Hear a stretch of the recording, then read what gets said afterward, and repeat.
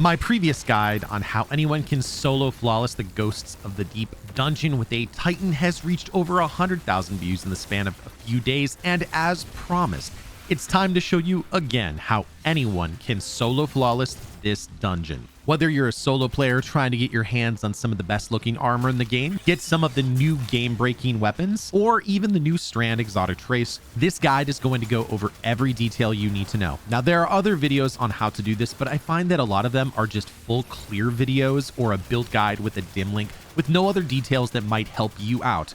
Then you find yourself struggling to find out how those other people were able to knock out this dungeon so easily. Instead, in this video, I'm going to show you the best builds, where to stand, and most importantly, exactly what to do to get your solo flawless clear.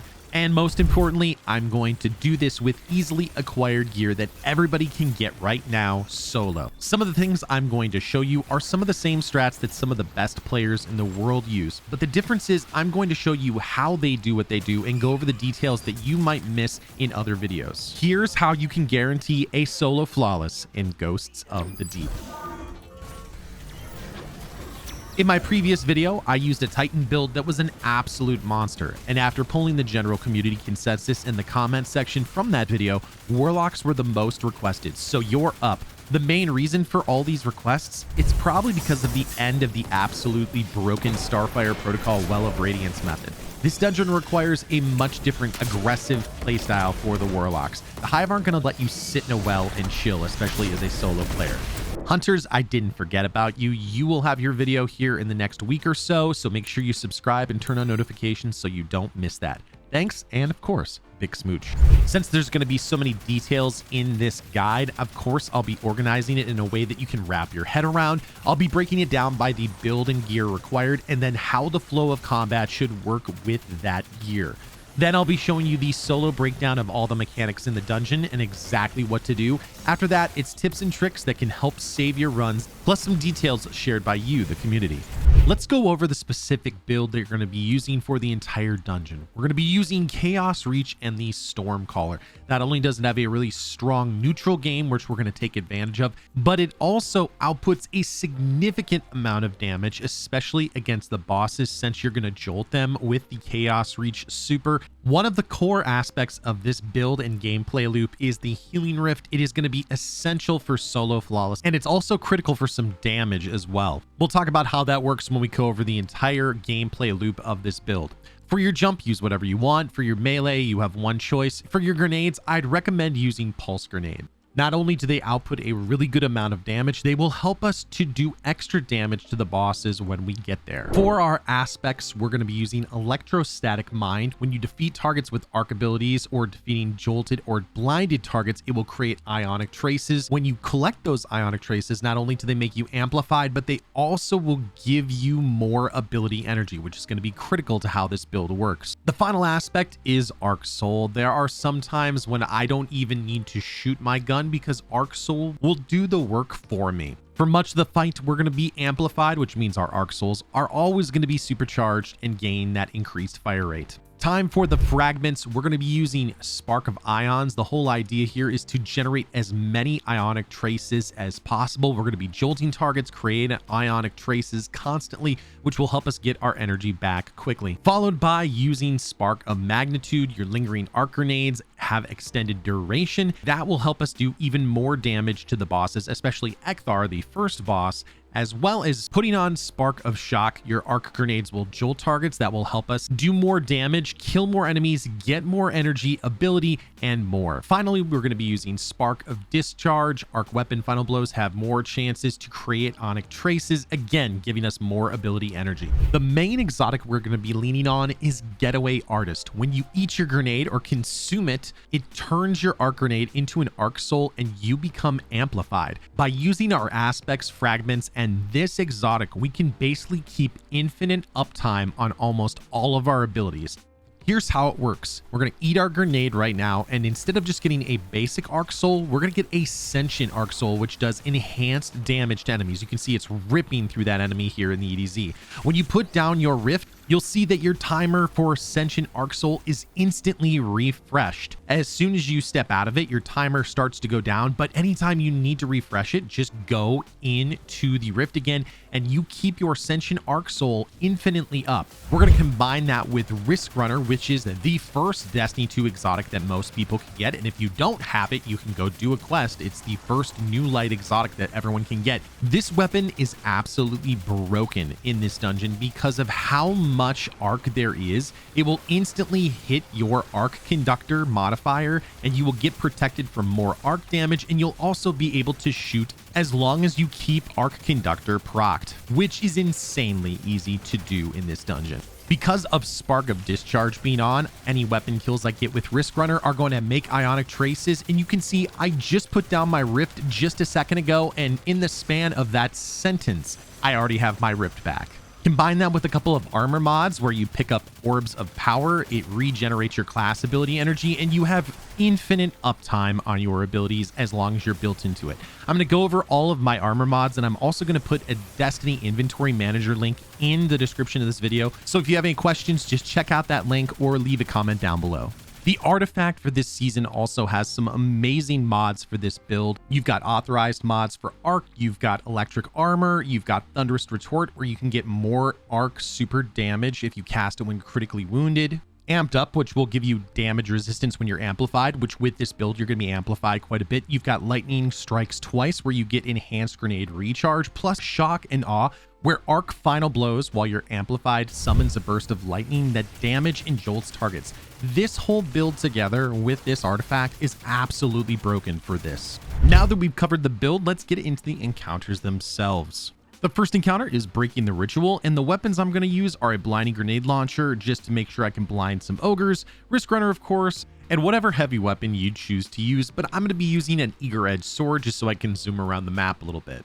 For my armor, here's the layout, including all the different mods and things like that. Arc Siphon is going to be really good. Now, one thing about my build is melee kickstart. I'm basically just using that to hold onto my armor charges. Not a big deal here in the first encounter. You can still use it, but if you use melee kickstart, it gets rid of all of your armor charges. So just watch out for that.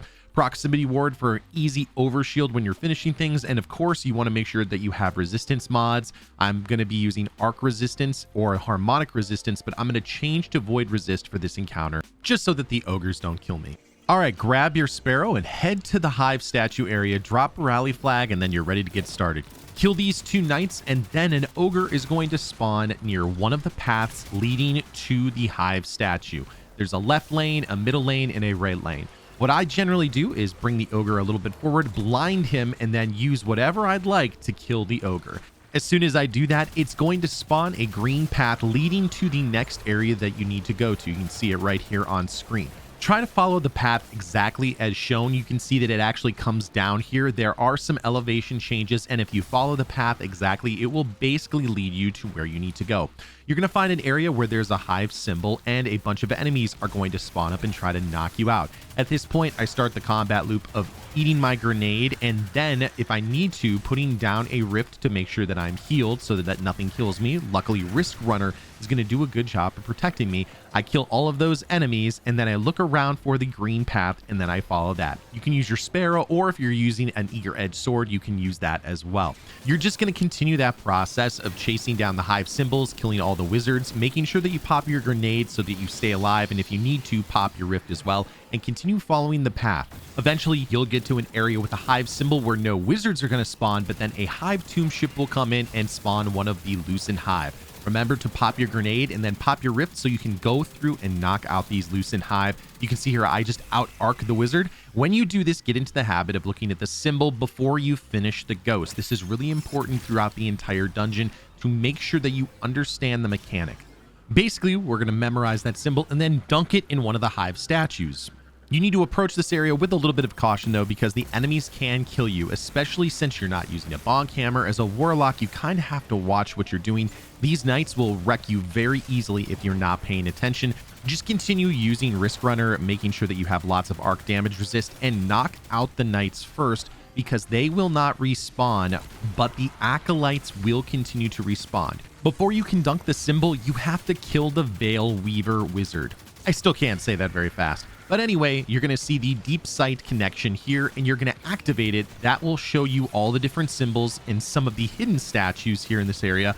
Find the corresponding symbol to the Lucent Hive that you just killed, deposit that or imbue it with the vestige of light, making sure that you don't die when you do this. And then that's all there is to it. You're going to repeat that process a total of 4 times, or 4 statues dunked, to complete the encounter. Just look on the path where the ogre spawns up next and then repeat the process. All right, let's talk about some tips and tricks to help you knock this section out. First of all, watch out, because every location as you go further down the path is going to have more and more hive enemies. Sometimes it's 2 wizards, then 3 wizards, but sometimes it can get up to 4 wizards. The key is just not to go in guns blazing and sitting in the center of the enemies. You can still die because you're not in a well, you're in a rift. Also, make sure you're using cover smartly when dealing with the Lucent Hive, especially the Solar Acolyte Lucent Hive, because he jumps around, and if he hits you with every single knife, you will get very, very close to death, even if you are in a rift. I already talked about the importance of memorizing the symbol, but I just get into the habit of finishing the Lucent Hive Ghost and looking at the symbol at the same time. By doing that, you always are telling yourself what the symbol is, and it builds a really good habit that is super helpful at the final boss. Speaking of the hive symbols, having some kind of a name that you come up with, or one that you memorize for all the different symbols, is going to be super important. There are a couple of that I've posted here. There are some that I use, and then some that the community uses. You can use whatever you want here. There is no right or wrong answer, even though some people in my comments say that there is. Again, it doesn't matter. Just have some kind of a system of the symbols that you can use throughout the dungeon. My last tip for you is to save your super through this encounter and only use it on the Veil Weaver Wizard. And then when you're ready to go and you've killed the knights, drop a rift onto the deep sight location. That will keep you alive even if the enemies are shooting you. This is another good habit to build, especially for the boss fight. Also, it will spawn an Arc Soul or continue the Sentient Arc Soul when you drop that rift, so someone will be shooting on your behalf as you're taking care of symbols. Once you've done that a total of 4 times, your loot will spawn up and you're ready to go to the next section. I'm going to speed up the jumping/swimming puzzles here, and if you need to follow the path and you have questions, you can always use the gear at the bottom right hand side of the YouTube screen to change the speed so you can see exactly where I'm going. Another cool trick that a lot of people didn't know about in the previous video is that there is no longer any more fatal fall damage in Destiny 2. So you can fall down as quickly as you want to. Just make sure you don't actually fall in any of the holes as you're doing this. There's a couple of hive enemies that spawn up, but just use the same process as you used in the first section and you will be good to go. Now, I wanted to cover this. There is a little extra shortcut that I didn't cover in the previous video that some people were posting in the comments. This is when you fall down first into the water. The game kind of points you in the direction of that elevator right there and falling down, but instead you're going to go to the left-hand side. You're going to see a bubble outside the window. But if you use that bubble, you will actually be able to fall down all the way using these bubbles that are down here to the side, all the way past all of these different sections. This will help you speed up your runs quite a bit, especially if you've had to do a couple of runs. This will help make things go quite a bit faster. You want to make sure that you stop at the section where there's an extended platform and you'll see some bubbles. Once you don't see any more bubbles, don't go any lower than that, because if you do that, that's an area you can't fall down into. Then you'll follow the fan here and continue the jumping/swimming puzzle. You can also make this go a little bit faster by using an eager edge sword to kind of sword your way to the different locations as well. As I come down through here, I'm going to make my way to the red light location. That will take me out. I want to make sure that I don't go towards that bubble, but that I instead fall down to this platform and then go up through the fans. There is no shortcut there. The game forces you to go this way. However, I am going to show you a shortcut for the first secret chest. Instead of falling down all the way to the bottom, I'm going to take a hard left, jump off the platform over here, and then you should be able to hop onto this section here and go through the water, and right there will be the first secret chest. If you go the normal way, you can totally jump up, but you'll have to go through all the enemies. At this point, you can skip all these enemies, or if you want to kill them, you certainly can do that, but I'm going to skip them. Another tip you can use when you want to move through the water very quickly, if you're not comfortable with it, is you can turn up your mobility stat as high as it can go and you will move through the water faster.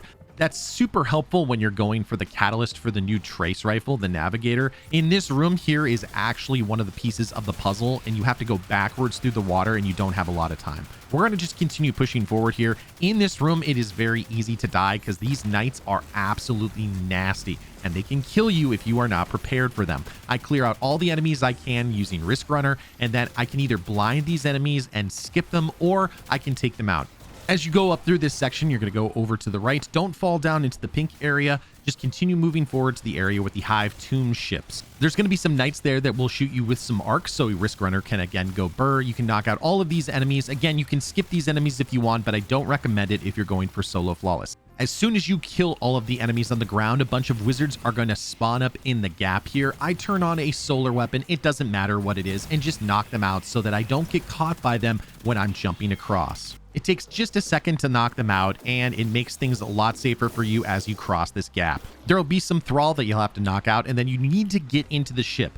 Do that by falling down to this first platform here and then making sure that you hold your jump button here to get the maximum amount of distance that you can into the Hive ship here. There is a bubble over to the left-hand side, but you can see here that even right now, my pressure resistance is pretty low, but just take the fan up and be safe as you're going through this.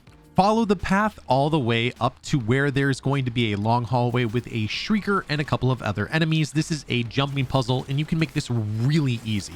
Turn around and look over behind by the door. There's a ledge you can hop up to very easily, and you can skip much of the jumping puzzle. Just hop to this ledge and the next ledge, and you're good to go. At this point, there's going to be a bunch of thrall that are going to chase you and a Shrieker. Just take them out. Just be safe as you do this. If you need to pop a rift, do that, and then move up to the final section where there's going to be a couple of more enemies. At this point, feel free to use your super, and of course, drop a rift if you feel like you need to. The truth is here, just play it safe and don't push hard. Keep following the path until you find yourself in a room with a bunch of holes in the wall.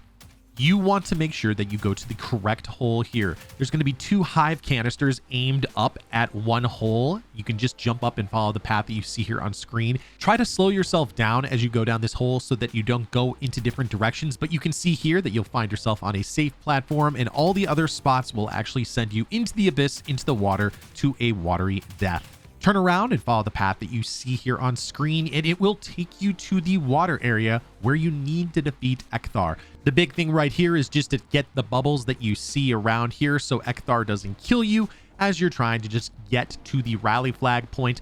Get to the fan, move up, and you can then rally the flag from there. The Ecthar fight is one of the toughest for Warlocks just because of the ad density plus getting enough damage on the boss. Let's show you the build and the gear you should be using for this fight. You're going to be using 2 different loadouts. The first one is going to be a general loadout, and then you're going to have a boss damage loadout. The first general loadout is going to be very similar to what we've been using in the past. I'm going to be using a chill clip fusion rifle. This is a Riptide with auto loading holster and chill clip. Also, we're going to be using Risk Runner just like before. And then we're going to be using a heavy weapon with a special trick. There's actually 3 weapons that come with this perk, Bipod. What happens is that this will increase the amount of ammo that you have in your reserves. One of the pesky problems that you have when you switch to different weapons, especially heavy weapons, is that you will lose the ammunition in them. But by using Bipod, it will force more heavy ammo into whatever weapon you choose to switch to, which will really help. Is it required? No, but it is actually pretty easy to get a weapon with this perk.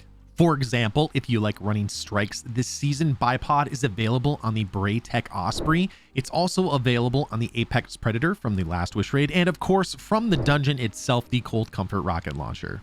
Again, it's not required, but it does help out in getting maximum damage on damage phases, so I highly encourage you to go get one of those. Again, here are my armor loadouts. Here, it's basically the same build as before, but here, even more importantly, you need to make sure that you do not use your melee. Basically, the game makes you have something that will use your armor charges before you can start collecting them. So we're using melee kickstart as our way to hold on to those armor charges for the damage phase. So make sure that you have that on, but don't melee. You won't need to with this build. Just use grenades, use your Risk Runner and other weapons. For our damage loadout, we're going to be switching over and we're going to be using Lament for our damage. It's the exotic sword from Beyond Light, and it has the potential to rev up because it's a chainsaw sword, and you rev up and you do different combos with it. I generally like to rev up the sword and then do 3 or 4 hits with a light attack and then a heavy attack to make a really cool combo, and it gets a significant amount of damage. Another option for anyone who does not have the Lament, you could always use Falling Guillotine, which is a vortex frame sword, and it's been highly available long through the history of Destiny. It does a really good amount of damage. Or if you're interested and you do have it, Legend of Acurus, which is a shotgun from the Leviathan raid, is certainly an option that you can use. But again, I'm doing a guide with no raid weapons used, so for me, Lament is my best option. If you want to take a chance, you could always use Arbalist to rip the shield off. It only takes 1 burst from the Arbalist to rip off the shield from both of the bosses in this dungeon. But for me, I'm going to try and keep down the number of changes as low as possible, especially for console players who may not be able to switch loadouts very quickly. Instead of using Arbalist, I'm going to be using Chaos Reach with my Geomag stabilizers to rip off the shield and do an insane amount of damage. This exotic extends the duration of my Chaos Reach super as long as I'm doing damage. So not only will I be able to rip off the shields, I'll also be able to do damage to the boss here. Make sure you plug in 3 of whatever surge of heavy weapon you intend to use for damage. The final thing to change is to make sure that you put on double time dilation. That will give us 20 seconds per armor charge, and it will allow us to do the full amount of damage that we can to Ecthar during the damage phase. Use whatever primary weapon you want. All right, here's the solo breakdown and all the things you should do. First things first, consume a grenade, and then you'll see that your Sentient Arc Soul is starting to rip it up. First things first, you need to kill the Blistered Knights and the Ogre. The Knights are standing by the Hive statues in the rear of the room. Once you kill all 3 of the Blistered Knights, it spawns the Ogre. I like to stand in this spot, as you can see here on screen, and just rip things up. You can see I'm very, very safe. I'm standing in a rift. Me and my Arc Soul are doing work and ripping it up. I've got another rift in reserve, but you can see I've still got a little bit of an overshield as well. Once Ecthar starts to push over to this side, I rotate and get the 3rd and final Knight.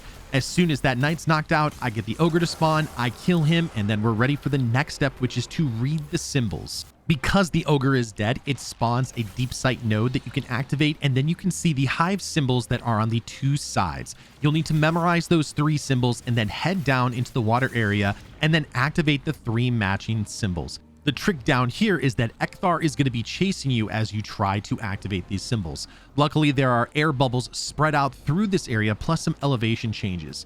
I find that the best way to deal with Ecthar is to make elevation changes quickly and turn corners rounded very quickly, and that will keep him off your tail. The best way to learn the location of all of the Hive runes in the underwater area is just experience, but I'm going to put this map on screen that was made by some folks over on Reddit, and it does a great job of showing you all the locations of the air bubbles and the Hive runes until you get your feet wet. Once you get all of them activated, head back up, and then the next step is to kill the witches and deposit the vestiges of light.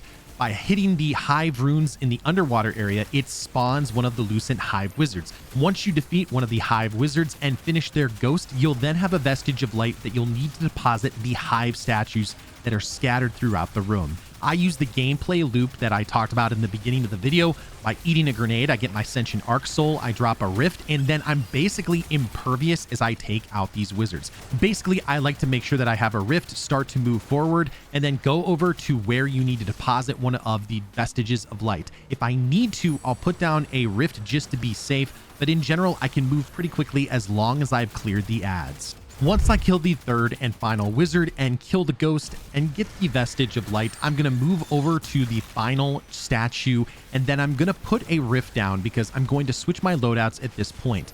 I'm going to also use this opportunity to knock out this knight and also try to get my rift back so I can use it for boss damage. Usually enemies spawn up pretty quickly during this, so I can pick it up pretty quickly as well.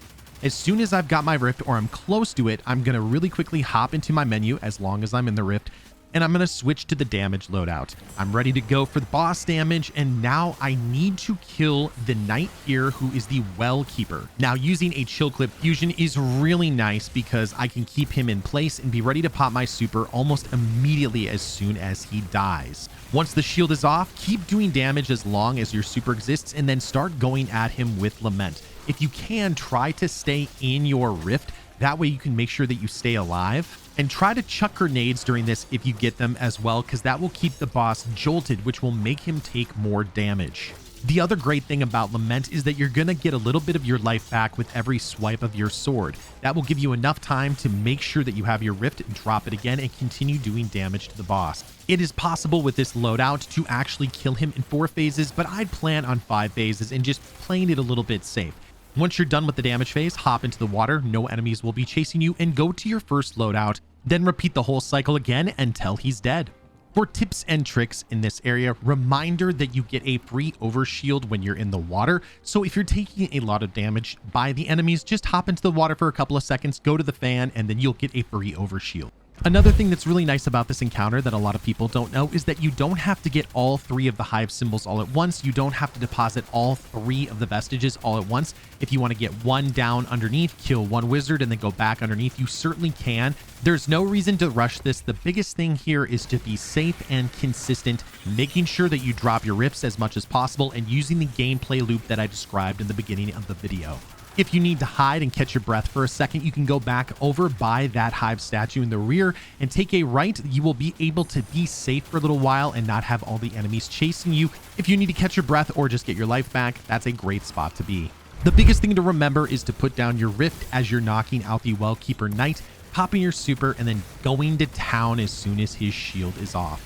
Again, just take your time. You do not have the livability of being in a well. I know for Warlocks, that's kind of a mindset change, but Lament will do a lot of the work for you, as will the Rift. Do enough damage to him and you're going to knock him out, and that'll be a GG on Ecthar. One very important final note, make sure to finish the ghost as soon as you knock him out. If you don't, he'll come back to life and you'll have to do the damage phase one more time.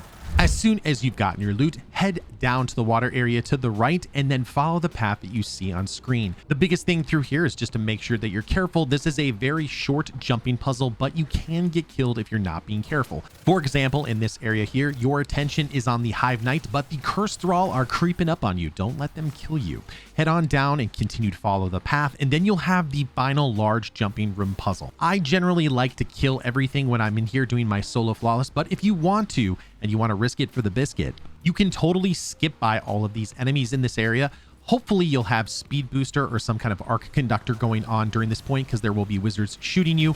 I recommend having your grenade launcher back from the first encounter to blind the shriekers. That will get them to close for a couple of seconds as you make your way forward. Luckily with Risk Runner here, you've got arc conductor. You'll just want to make sure that you don't rush too quickly through this, and always make sure that you're reapplying the blinding grenade launcher.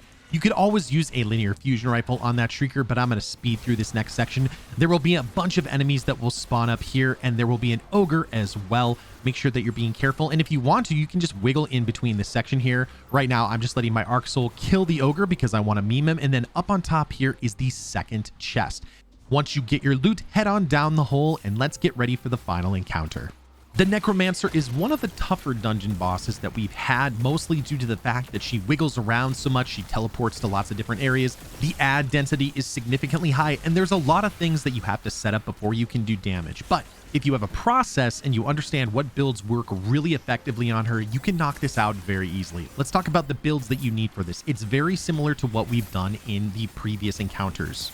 The first loadout we're going to use is basically the same that we used in the previous loadout. This is the general loadout you want to run. The only difference is we're going to put stacks on our legs instead to help us build up more armor charges. That's it. It's still Risk Runner, it's still Chill Clip Riptide, and it's still some kind of a bipod rocket launcher. The next loadout we're going to focus on is the Breaker loadout. This is going to feature using Arbalest to rip the shield off the boss and then doing as much damage with our super as possible. Again, we're going to lean on Geomag stabilizers, and then we're going to make sure that we keep stacks on stacks and Void Scavenger on those. You'll have plenty of time to change to this loadout, so you don't have to rush. The biggest thing is just make sure that you have a good loadout set here. The third and final loadout is going to be our survival damage loadout. If you have the catalyst for it, one of the best weapons to use is Leviathan's Breath. This thing absolutely wrecks the Necromancer. It applies volatile, which will help you to do more damage to the boss. It absolutely shreds, but I would say you need to have the catalyst for it, or else it's going to feel really slow and sluggish. If you do not have that, any kind of a linear fusion rifle would work fine. One of the free-to-play fusion rifles that you can get right now is the Taipan. This is one that everyone should have a quest for at the Enclave on Mars in the weapon crafting area, and everyone should be able to craft this. And if you craft it, put on triple tap and focused fury with boss spec to get really good damage. If you don't have that, find another linear fusion rifle that's in your inventory. A lot of people have been talking about Briar's Contempt being really good for this boss, but that is a raid weapon from the Root of Nightmares, so I can't recommend it. Again, Leviathan's Breath or Taipan will do the job if you've got those. Finally, this is not required, but it definitely helps, is having the stag that you can switch to. Your Rift provides damage reduction to Guardians standing in it. So this will help you get increased damage reduction when you're standing in the Rift and doing damage to the boss, which is going to be really important because there will be other things trying to kill you. Other than that, just make sure that you match any kind of surges on your boots to whatever weapon you choose to use. I'm going to be using Void because I'm using Leviathan's Breath, and just like Ecthar, make sure you have a class item that has double time dilation to extend your damage phase significantly. All right, here's the solo breakdown step by step. Step number 1, you need to be watching out for bugs. In the opening section of this encounter, whenever she spawns a named knight with a sword named WARLOCK, she will spawn a wave of moths, and if they come and attack you and blow up, you will die. So get your bug zapper and knock out those bugs as soon as they spawn up and start to clear some of the enemies. On that note of clearing some of the enemies, there are going to be 3 boomer knights spread throughout this arena, and it makes it a lot easier if you can take them out. So I make a point to go kill them because they don't respawn after you kill them until the next damage phase. So there are 3 of them in the arena.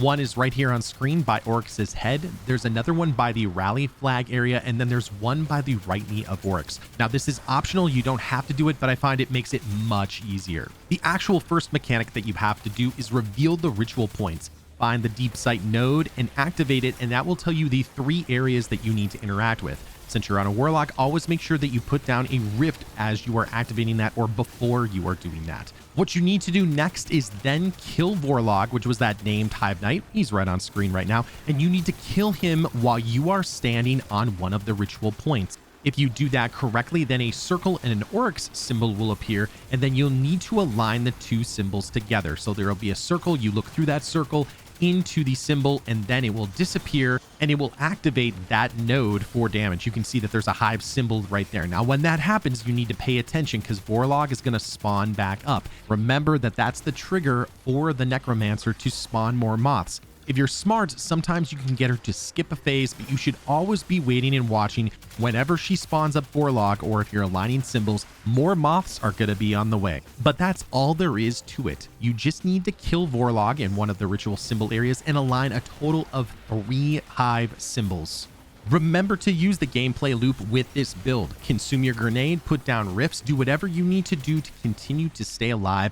Keep your Arc Soul as your buddy around you, shred all the enemies with Risk Runner, and don't worry about proccing Arc Conductor. She's going to be shooting you constantly, so you'll almost always have it. Once all 3 of the points are activated, you can see 3 symbols on the field. You need to go find the 3 Lucent Hive that are located in rooms around the arena. Here's a great map by the folks on Reddit. Over on the left-hand side, we've got a Lucent Hive Knight. On the top area, we have a Lucent Hive Acolyte, and on the far right side, we have a Lucent Hive Wizard. You need to go to each of them and steal their Vestige of Light to activate the ritual points. When you enter every location, there will be the Lucent Hive itself, a couple of ads, as well as a hive symbol. Always make sure you look at the symbol because when you finish the ghost, it instantly disappears. You need to memorize that symbol so that you know where you need to deposit that vestige. The next thing you need to do is deposit that vestige into the correct matching symbol area.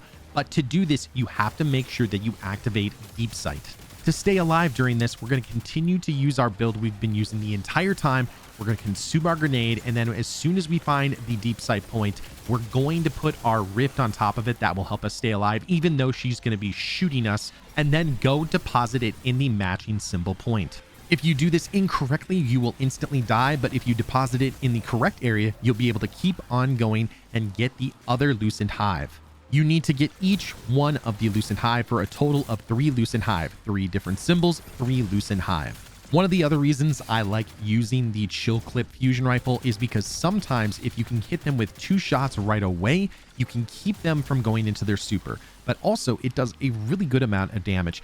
Once you have the 3rd and final vestige, it's time for a damage phase. As you go into the main arena, remember to consume your grenade to start your Sentient Arc Soul, and then make sure that you've got your Rift. If you don't have a Rift, kill a couple of enemies until you do, because you're going to drop it on the deep site, kill a couple of more enemies to get your Rift back again, and then here you're going to switch to your Breaker loadout. That way you're ready to go as soon as you imbue the final area with the Vestige of Light. Hit her with 1 Arbalest shot and then Chaos Reach her to the moon. There will be a couple of Thrall that'll be chasing you down, but you can just hit them with your Chaos Reach really quickly just to make sure that you can get your Rift back as well. Drop another Rift and then you can switch to your damage loadout, and then you can just start ripping into her with Leviathan's Breath or your linear fusion rifle. The great part about Leviathan's Breath is there's not a magazine that you need to reload. You can just keep re-knocking the bow and continue to do insane damage, which means you can move around the arena in case if there's some heavy on the ground, and you can just keep doing damage. This is one of the major advantages of this. If you need to, drop another Rift. If you want to chuck a grenade and maybe try and hit it, you can do that as well, but you can just sit here and peg away because you've killed all the enemies, no one else is on the field, and you're good to go. A really nice damage phase. Hop into the water here. No enemies are going to be chasing you at this point to the water. Then leisurely switch your loadout to the one that you want to start with again, and then repeat the whole process until you've knocked her out.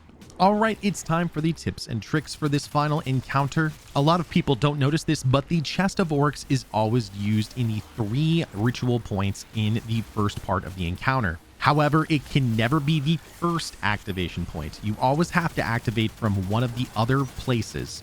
The next tip is that the circle and the hive Oryx symbol that you need to align will always be where you previously killed Warlock. So I killed Warlock on this ritual point before. I had to go back to it to activate the chest at that point.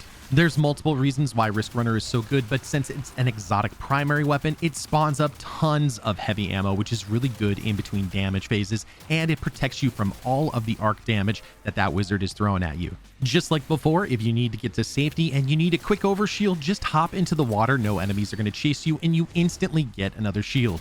Another thing to do is to make sure you let your arc buddy do the vast majority of the work. Here I freeze the Acolyte and let the Arc Buddy do most of the work while I'm just making sure that I stay in cover. Very easy to do. I said this earlier, but whenever you deep sight, make sure you pop a Rift. It will help you get your energy back. It will help you do swaps. It's just a good thing to do, a good habit to get. Whenever you are getting deep sight, drop that Rift. That way you can stay alive, switch loadouts, and do a great amount of damage to the boss. One great thing as well is you get to choose where you get to do damage. Wherever you deposit the last symbol is where you're going to do damage.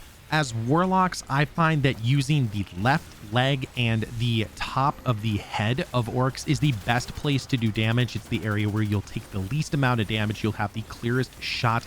As a Warlock, I don't recommend using the chest area. I recommend finding a different spot because she teleports all over, which means you can't hit her with the Chaos Reach, and you may lose a damage phase because of that. So try to find a better spot for you to do damage. And last but not least, do not forget that on the final damage phase, to make sure to finish the ghost. There would be nothing in this world worse than getting to that point, celebrating, knowing that it's totally done, and then forgetting the ghost and having her respawn, meaning you would have to do that damage all over again. And that's it, everybody. Thanks so much for watching. If you have any questions or comments, leave them down in the comments section down below. Of course, if you found something in this video to be helpful, make sure you subscribe and turn on notifications. I'll be putting out tons of other videos, including the Hunter Solo Flawless video here in the next week. If you need any help inside of Destiny, whether it's raids, grandmasters, exotic missions, or dungeons like this, come on over to twitch.tv/ManoDestra. I do helps all the time when I stream over there. As well, we also have a great community Discord. We'd love to have you. The link for that is in the description box below. Good hunting, Guardians. I will see you next time in the universe of Destiny.